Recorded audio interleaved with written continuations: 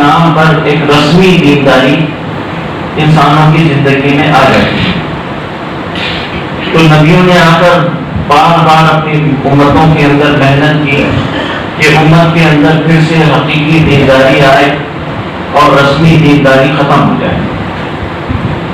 اب چونکہ حضرت نبی اکرم صلی اللہ علیہ وسلم خاتم النبیین تھے، آپ کے بعد میں کوئی نبی آنے والا نہیں ہے، اس لیے اللہ تبارک تعالیٰ نے اس امت کو وہ مضبوط اور جاندار اعمال دیے. اس امت کو خاص طور پر اس نبوت کے فیض کو جاری رکھنے کے لیے اور نبوت کے اس کام اور اس مشن کو جاری رکھنے کے لیے اللہ نے کچھ تدبیریں اختیار فرمائی. جیسے اس امت کو قرآن ایک ایسی محفوظ کتاب دیا کہ جو قیامت تک محفوظ رہے گی، اس کو کوئی بدل نہیں سکتا. اسی طرح اس کو ایک بہت ہی مضبوط اور طاقتور پیغمبر دیا، اور اسی طرح اس امت کو اللہ نے ہر زمانے کے اندر علماء ربانیین دیے. اس امت میں کبھی بھی علماء ربانیین کا انقطاع نہیں ہوگا. علماء نے لکھا ہے کہ یہ جو اللہ تبارک تعالیٰ نے فرمایا کہ یا ایھا الذین آمنوا اتقوا اللہ وکونوا مع الصادقین، اے ایمان والو اللہ کی نافرمانی سے بچو اور سچوں کے ساتھ میں رہو. اور سچوں سے مطلب وہ علماء ہے جن کا قول اور جن کا عمل میں کوئی تضاد نہیں ہوتا ہے، اور وہ جو گویا علماء ربانیین کہلاتے ہیں، ان علماء ربانیین کے ساتھ میں رہو. اللہ کی طرف سے قرآن پاک کے اندر امت کو حکم دیا گیا ہے کہ علماء ربانیین کی صحبت اختیار کرو. تو لکھا ہے مفسرین اور علماء نے کہ اس امت یہ اس بات کی گارنٹی ہے کہ قیامت تک اس امت میں علماء ربانیین اور اہل اللہ اور اولیاء اللہ اور اللہ کے سچے اور صادق بندے رہیں گے. کبھی بھی اس امت کے اندر ایک دن بھی یہ امت کبھی بانجھ اور یتیم نہیں ہوگی، کہ کبھی ایسا نہیں ہوگا کہ سارے کے سارے زمانے کے اندر کوئی علماء کا نام و نشان نہیں رہا اور سارا کا سارا نظام اور زمام کار جاہلوں کے ہاتھ میں آ جائے. اللہ دین کی زمام کار کو کبھی بھی جاہلوں کے ہاتھ میں جانے نہیں دے. یہ طے ہے اللہ کی طرف سے کہ اس امت کی زمام کار اور اس امت کی لگام اور اس امت کی مقتدا جو ہے وہ ہمیشہ علماء ربانیین رہیں گے. اور ہر زمانے کے اندر علماء ربانیین، اولیاء اللہ، صلحاء اور صادقین ہمیشہ موجود رہیں گے. یہ اللہ کی طرف سے حکم ہے. تو یہ بھی نبوت کے اس مشن کو، اس کام کو اور اس فیضان کو، اس کی کنٹینیوٹی اور اس کو جاری رکھنے کے لیے یہ قرآن پاک محفوظ کتاب، ایک محفوظ پیغمبر اور ایک علماء ربانیین کے ہمیشہ موجودگی. اسی طرح اس امت کو اللہ تبارک تعالیٰ نے ایسے کچھ اعمال دیے ہیں کہ وہ اعمال اگر اپنی حقیقت کے ساتھ میں زندگی میں ہوں گے تو اس امت پر کبھی دینی گراوٹ اور دینی زوال نہیں آئے. وہ اعمال اس بات کی ضامن اور اس بات کی گارنٹی دیتے ہیں کہ یہ امت اگر ان اعمال پر اس کی روح کے ساتھ میں جمی رہے گی تو یہ امت کبھی بھی دینی وہ جو جیسے یہود اور نصارہ اور یا پچھلی امتیں جیسی دینی گراوٹ اور بے دینی اور بددینی کا شکار ہوئی ہیں، ویسے یہ امت کبھی بھی دینی گراوٹ اور بے دینی اور بددینی کا شکار نہیں ہوگی اگر اعمال اپنی حقیقت کے ساتھ میں ہوں گے. اسی لیے رسول اکرم صلی اللہ علیہ وسلم نے فرمایا کہ من صام رمضان ایمانا واحتسابا غفر له ما تقدم من ذنبه. جو رمضان کے روزے رکھے گا، صرف روزے رکھنا نہیں ہے کہ روزے رکھ دیا کسی نے، اس کے ساتھ میں ایک کنڈیشن، ایک شرط یہ لگائی گئی ہے کہ من صام رمضان ایمانا واحتسابا، ایمان کی حالت میں اور ایمان کی کیفیت میں اور احتساب کی حالت میں اور احتساب کی کیفیت میں. اگر اس کیفیت کے ساتھ میں جو روزہ رکھے گا تو اللہ اس روزے کے اندر ایسی تاثیر پیدا کرے گا کہ پوری پچھلی زندگی کے گناہ معاف ہو جائیں. ایک ایک گناہ کا معاف ہونا بھی قیامت میں ناممکن ہو جائے گا اور بھاری ہو جائے گا. اور ایک عمل روزے کے اندر اللہ نے وہ تاثیر رکھی، لیکن شرط کیا ہے کنڈیشن یہ ہے کہ ایمان اور احتساب کے ساتھ. اسی طرح نمازوں کو اللہ نے دیا ہے، نماز کی محنت دیا ہے. نماز کے بارے میں فرمایا کہ ان الصلاۃ تنہی عن الفحشاء والمنکر ولذکر اللہ اکبر. کہ تو نماز کی تاثیر یہ ہے کہ یہ بے حیائی کے کام، بے دینی بددینی کے کام اور اللہ کو جو ناپسند ہے اور دین کے لیے جو اننون کام ہے، وہ سارے کاموں سے یہ نماز روکتی ہے. اس کے اندر ایسی تاثیر ہے. نماز کے اندر یہ تاثیر، روزے کے اندر یہ تاثیر، حج کے اندر وہ تاثیر. فرمایا کہ حج مبرور کا ثواب ایسا ہے جیسے آج ہی اس کی ماں نے اس کو پیدا کیا. یہ جو ثواب بتائے گئے ہیں، یہ ثواب جو ہے دراصل اس زندگی کی، اگلی زندگی میں آنے والی انقلابی تبدیلی کی یہ ایک سمبولک اور اشاراتی زبان ہے. کہ ایک آدمی جیسے کوئی مثال کے طور پر کہے کہ میں نے میرا کپڑا بہت اچھے سے، بڑی محنت سے، بہت دیر تک اچھے اعلیٰ قسم کے ڈٹرجنٹ میں اس کو بھگو کر بہت محنت سے واشنگ مشین میں دھویا. تو دھونے کا مطلب کیا ہے؟ دھونے کا مطلب یہ ہے کہ میرا کپڑا اجلا ہو گیا. یہ نہیں کہ میرا کپڑا جیسا گندا تھا ویسا ہی رہا، میں تو دھوتا رہا اس کو اور وہ گندا کی گندا ہی رہا. اسی لیے گناہ معاف ہو جانے کا مطلب یہ ہے کہ اگلی زندگی پھر اس کی اجلی ہو جائے گی. اس کی زندگی میں، اگلی زندگی میں انقلابی تبدیلی آئے گی. رمضان کے روزوں سے اس کی زندگی، اگلی زندگی بدلے گی. پہلے وہ بے نمازی تھا، اب نمازی بن گیا. پہلے وہ جھوٹ بولتا تھا، اب جھوٹ اس نے چھوڑ دیا. آپ نے فرمایا کہ جو انسان جھوٹ بولنا نہ چھوڑے اس کے فاقے سے اللہ کو کوئی ضرورت، اس کے فاقے کی اللہ کو کوئی ضرورت. پہلے وہ کسی کا دل دکھاتا تھا، اب کسی کا دل نہیں دکھاتا. پہلے بات پر غصہ ہو جایا کرتا تھا، لڑنے جھگڑنے مارنے مرنے کو تیار ہو جاتا تھا. اب روزے رکھنے کے بعد میں اس کو اپنی زبان پر، اپنے غصے پر، اپنی جہالت پر قابو آ گیا. اس لیے کہ آپ نے فرمایا کہ اگر کوئی انسان روزہ رکھے اور اگر اس سے اس روزے کی حالت میں کوئی لڑے اور اس کو گالی دے اور اس کو مارنے مرنے کے لیے تیار ہو جائے، تو وہ اس کا جواب کیا دے؟ اس کا جواب یہ دے کہ بھائی انی مرؤون صائم، دیکھو بھائی میں روزہ دار، میں گالی نہیں دے سکتا ہوں، میں مار پیٹ نہیں کر سکتا ہوں. اب اس نے جب یہ مہینہ بھر یہ پریکٹس کی، یہ ٹریننگ لی، تو اس کے بعد میں اب جو ہے اس کو اپنی جہالت پر، اپنے غصے پر قابو آ گیا. اب اس کی زندگی بدل گئی. پہلے بات پر غصہ ہو جایا کرتا تھا اور چیخنے چلانے گالی گلوچ کرنے لگتا تھا، لیکن اب مہینے بھر کی ٹریننگ کے بعد، لیکن کیسا؟ ایمان و احتساب. جب ایمان کی حالت میں اور احتساب کی حالت میں اس نے روزہ رکھا، تو اب یہ روزہ اس کے اندر میں یہ تبدیلی لایا کہ ایسا ڈسپلین زندگی میں آیا کہ اب وہ اس کے اندر ایک قوت برداشت پیدا ہو گئی. اب اس کے اندر صبر اور حوصلہ اور حلم اور بردباری پیدا ہو گئی. اب اس کے اندر سے تیزی، بدمزاجی، جہالت ختم ہو گئی. اب اس نے جھوٹ چھوڑ دیا، اب اس نے کسی کا دل دکھانا چھوڑ دیا. اب اس نے یہ طے کر لیا کہ میں نے میرے اللہ کے لیے جائز چیزوں کو چھوڑا تھا، اب میں تادر حیات ہر جائز ناجائز چیز کو چھوڑ دیتا ہوں. اب یہ جو تبدیلی ہے، یہی تبدیلی آئے گی تو اس کا مطلب یہ ہے کہ پچھلے گناہ معاف ہو گئے. اور اسی لیے روایتوں میں آتا ہے کہ آدمی کی جتنی اس کو نماز زندگی میں تبدیلی لاتی رہے گی، اتنی ہی نماز اس کی قبول ہوتی رہے گی. میں مفہوم حدیث کا بتا رہا ہوں. حضرت عبداللہ ابن عباس رضی اللہ عنہ کا یہ قول ہے، مرفوع حدیث ہے.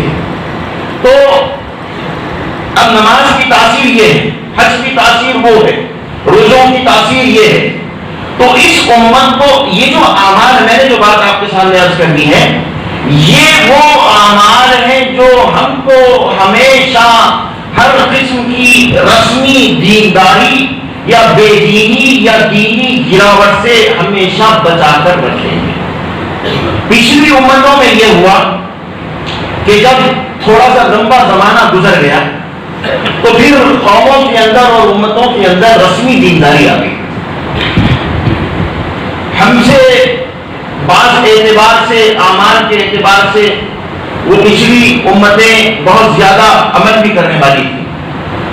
جب یہود کے درمیان میں حضرت عیسیٰ علیہ السلام کو اللہ نے بھیجا تو اس وقت یہود کا حال یہ تھا کہ بڑے بڑے علماء، مشائخ، مفسرین، محدثین بیت المقدس میں بیٹھ کر درس دیا کرتے تھے اور بڑے بڑے تعلیم کے حلقے بھی لگا کرتے تھے، اور ظاہری اعتبار سے یہود کے اندر تمام وہ شکلیں دین کی موجود تھی جو ہمارے اندر، لیکن حقیقی دینداری نہیں کرتی تھی. اسی لیے وہ دینداری زندگی میں تبدیلی بھی پیدا کرتی تھی. اسی صحن کے اندر وہیں بیٹھ کر وہ غیر یہودی قوموں کو سود پر پیسہ دے کر سودی کاروبار کیا. جب عیسیٰ علیہ السلام آئے انہوں نے کہا کہ ارے او انسان، اے انسانوں، پہلے بہت سمجھایا اور پھر آخر میں تنگ آ کر کہا کہ ارے سانپ کے بچوں، ارے خدا کے دشمنوں، ارے پیغمبروں کے دشمنوں، تم یہ اتنی جبے قبے میں، یہ دستار میں اور ان ساری چیزوں کے اندر اتنی بے دینی اور بددینی کی زندگی گزار رہے ہو. تمہاری یہ اعمال تمہاری زندگیوں میں کیوں تبدیلی نہیں پیدا کر رہے ہیں؟ اور میرے پاس آؤ، میں تمہیں حقیقی دینداری کا درس دوں گا. اور انہوں نے بھی حقیقی دینداری کا سبق جب پڑھایا تو وہ سارا کا سارا یہود کے مفاد کے خلاف پڑتا تھا، تو سارے یہودی حضرت عیسیٰ علیہ السلام کی جان کے دشمن بن گئے. اس امت کے اندر بھی ہمیشہ یہ ہوتا رہے گا جس کو انگریزی میں کہتے ہیں ڈی جنریشن. ہمیشہ دینی اعتبار سے گراوٹ آتی رہے گی، لیکن قرآن پاک اپنی تاثیر سے، علماء ربانیین اپنی محنت سے، اور یہ اعمال اگر حقیقی ہماری زندگی میں ہو تو ہماری زندگی انشاءاللہ دینی گراوٹ سے بچتی رہے گی. تو یہ ہوا کہ جب ان کی زندگیوں کے اندر سے حقیقی دین نکلا اور رسمی دینداری آئی تو سب سے پہلی برائی کا جو دروازہ ان کے اندر کھلا، جس کو قرآن پاک نے نقل کیا ہے، اور پہلی جو دینی گراوٹ ان کے اندر میں آئی وہ یہ کہ ان کی اکثریت نماز سے غافل ہو گئی. اب یہ یہاں ہے، یہ میں یہی لانا چاہ رہا تھا اس بات کو. اب اس پیمانے پر، اس کرائٹیریا پر اور اس کسوٹی پر ہم آپ اپنی امت کو، اپنے گھر والوں کو، اپنے خاندان، محلے، بستی والوں کو پرکھیں کہ ہم دینداری کے کس لیول پر کھڑے ہیں. یہ وہ لیول ہے کہ جہاں پیغمبروں کو اللہ مقبوض کر کے پوری کی پوری امت کو کافر اور مردود قرار دے دیتا ہے. جس ہم لیول پر ہیں، ہم جس موڑ پر کھڑے ہوئے ہیں، فخلف من بعدهم خلف، اللہ فرمانے ہیں پھر ان بنی اسرائیل یہودیوں کے بعد میں یہ ہوا کہ کچھ ناخلف لوگ، ناہنجار قسم کے لوگ اس پچھلے اچھے لوگوں کے جانشین بنے. پچھلے لوگ اچھے، لیکن ان کے پیچھے آگے آنے والے ان کے جو جانشین بنے وہ فخلف من بعدهم خلف، اور انہوں نے اس جانشینی، اس ناخلفی کے زمانے میں کیا کیا؟ سب سے پہلی برائی جو اللہ نے گنائی ہے فَأَضَاعُوا الصَّلَاةَ، نمازوں کو ضائع. ہماری اکثریت، اب نماز رمضان ختم ہو گیا، اب دیکھو آپ ظہر میں کتنے لوگ رہتے ہیں، عصر میں کتنے لوگ رہتے ہیں. ہماری اکثریت نماز سے فارغ ہو چکی ہے، اور ہم اس مقام پر ہے جس مقام پر اللہ نبیوں کو بھیج کر پوری امت کو مردود قرار دے دیتا ہے. اب اچھا ہے کہ کوئی نبی آنے والا ہے بھی، لیکن اس امت کے اندر بھی یہ رد اور قبول کا سلسلہ چلتا رہے گا. ایسا نہیں کہ یہ بند ہو جائے گا، یہ مت سمجھنا کہ بند ہو جائے گا. یہ رد اور قبول کا سلسلہ، مقبول اور مردود ہونے کا سلسلہ اس امت کے اندر بھی قیامت تک جاری رہے گا. علماء نے لکھا ہے کہ اس امت کے اندر مسخ سوری نہیں ہوگا، یعنی صورتیں نہیں بگڑیں گی بندر کی، سور کی، لیکن مسخ حقیقی ہوگا. اندر بگاڑ ہے، اندر کوئی سور ہوگا، کوئی کتا ہوگا، کوئی بندر ہوگا، کوئی کچھ ہوگا، کوئی بھیڑیا ہوگا، کوئی درندہ ہوگا، الگ الگ اندر کی شکلیں ہوں گی، باہر کی شکل نہیں بگڑے گی، لیکن غلط اعمال کے اثر سے اندر کا پورا وجود بگڑا ہوا۔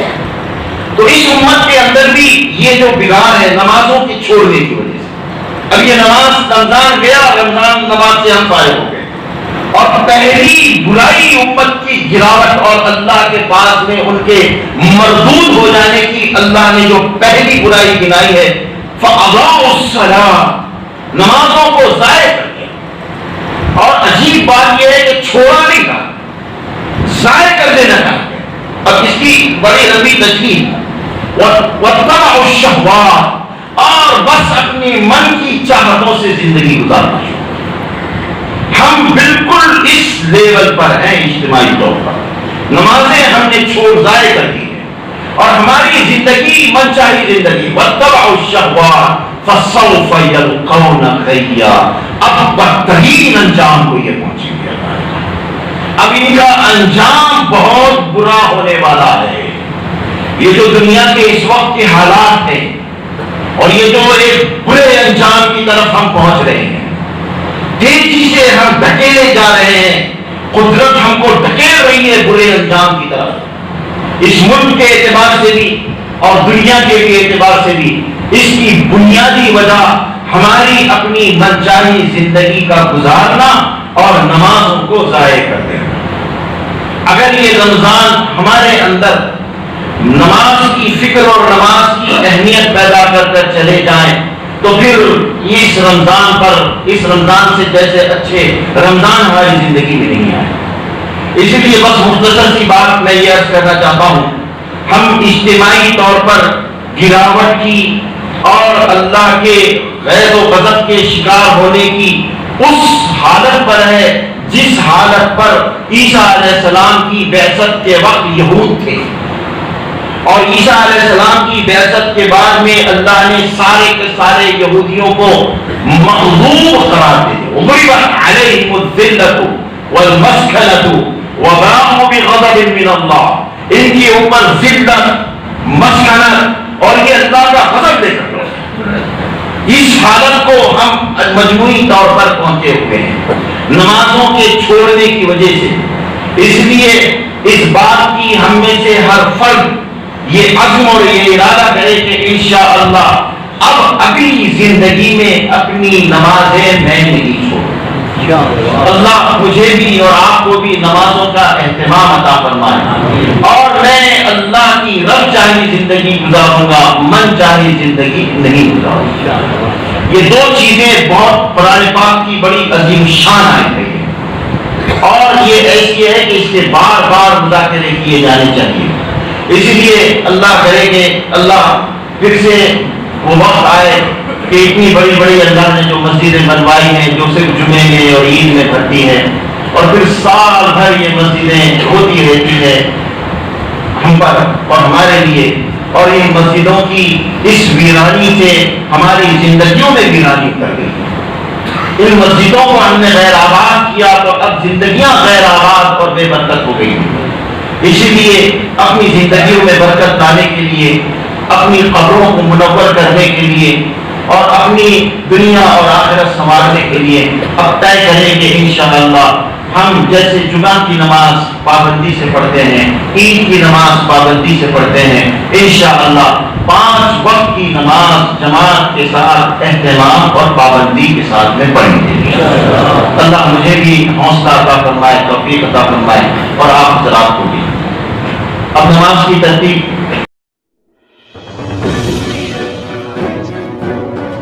ہیلو فرینڈز، سبسکرائب کریں ہمارے چینل کو اور بیل آئیکن کو بھی دبائیں تاکہ ساری لیٹسٹ اپڈیٹ اور ویڈیو آپ تک پہنچے سب سے پہلے۔